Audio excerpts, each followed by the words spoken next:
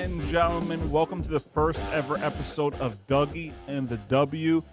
I'm Doug Saravo. I'm the host of the Doug Saravo Show. If many of you don't know me, I'm the founder of Saravo Broadcasting. It's a network where we discuss of all aspects of life, from politics to faith to sports to current events. But for this channel, for this network on YouTube, Dougie and the W is going to solely focus on the WNBA because I feel like, and this is my honest opinion on it, I feel like in 5 years from now, the WNBA is going to be more popular than the NBA. I may get some love for that, or I may get some hate for that. And I feel like that because if you look at the NBA for me is more of, I feel like you could say it's a selfish league. I guess you could say that. I feel like the NBA is more about me. Like it's more about LeBron. It's more about KD. Whereas, yes, don't get me wrong, the WNBA has their superstars on their teams. You got Paige Bueckers on Dallas, Caitlin Clark on Indiana, Haley Van Leith on Chicago. You also have Kelsey Plum, who's now on the LA Sparks. Great trade for them. But the way they play, and maybe it's because of the revenue, this or that, I don't know. But the way they play is more about the team. It's more about that team first mentality. Maybe you could say it's Mamba mentality because Kobe Bryant was about the team. I think that's why you also have the differences in the greatest of all time conversation, where, yeah, LeBron is the better player overall. But Michael Jordan, despite being considered the GOAT, it was mostly about the team. He didn't really care about his accolades. He cared about the team winning. Where, yeah, LeBron does care about the Lakers winning, but it's mostly about LeBron. When you watch ESPN and they're talking about the Lakers, they're mostly talking about LeBron. Now it's Luka. When you're talking about the Suns, you're talking about Kevin Durant. You're talking about the superstars. You're not talking about the team. Where, yeah, Caitlin Clark has had a big impact on the Indiana Fever, but they're talking about the Indiana Fever. In Dallas, they're not just going to talk about Paige. They're going to talk about Araki and Carrington. There's more than one player on each team. And I get that competitive vibe from the WNBA that they're playing as a team. They're playing about the team for the team. Where as much as I think LeBron is one of the best players in the NBA, LeBron cares about LeBron. KD cares about KD. Realistically, they care about their ego. They care about their brand. Where if you watch interviews with Paige, she praises her team. She cares about her team. It's not about me. It's not about I mindset. It's about the team. So that's what we're going to do for this summer and beyond. We're going to talk about the WNBA. We're going to elevate women's sports and have more people talk about them. I'm hoping this could take off. I hope more and more people could support the WNBA.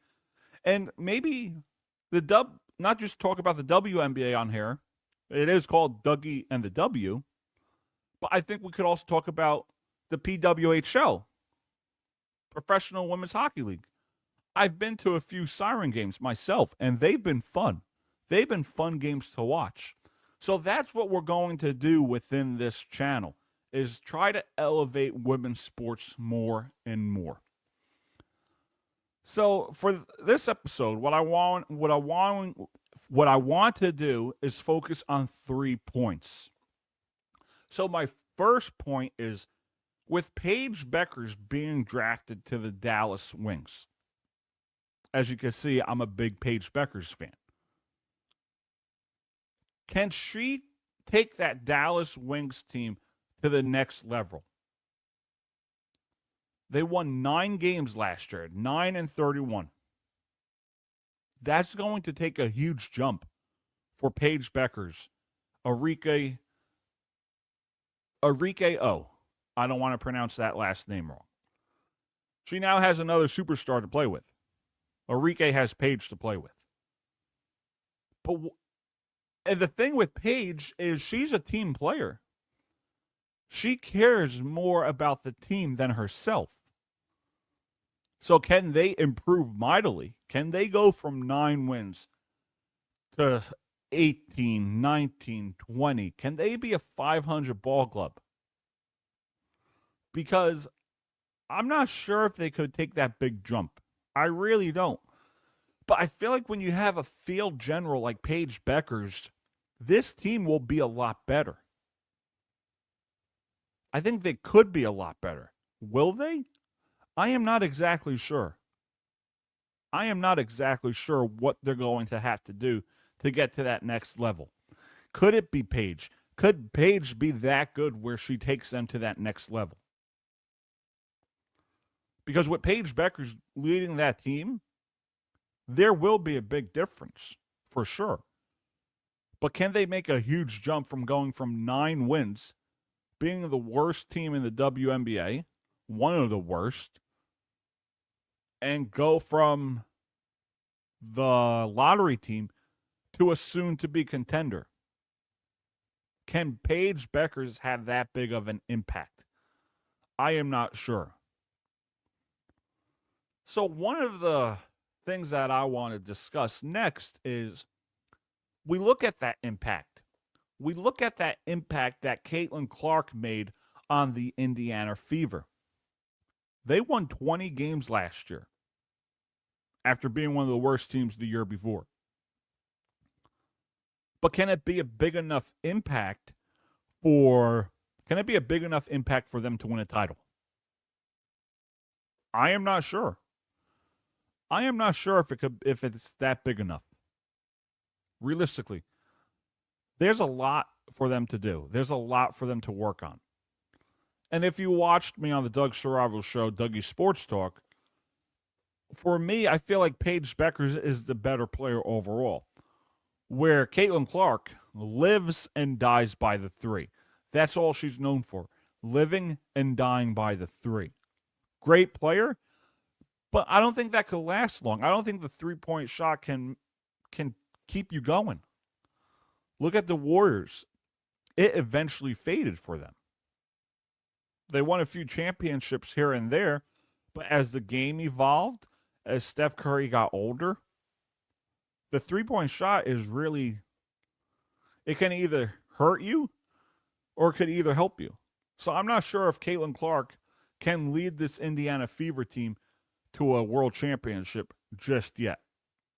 You know, going from maybe 12 wins to 20, that was huge for the Indiana Fever. That was huge for Caitlin Clark.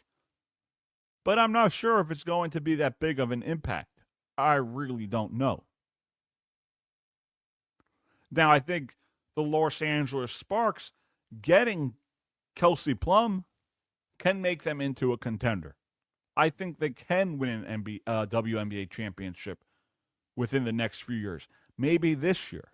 I don't know. But I loved that trade for the Los Angeles Sparks. Having Kelsey Plum definitely helps them. But if I'm looking at a team to beat the New York Liberty, think about it. Prior to 2020, where they drafted Sabrina Ionesco from Oregon, this is a team that, what can I say? They've improved year in, year out. They improved year in, year out. Last year they went 32-8 and won the WNBA title, the first ever. So I feel like for me, you don't need all these superstars. You just have to find a system that works and to play as a team.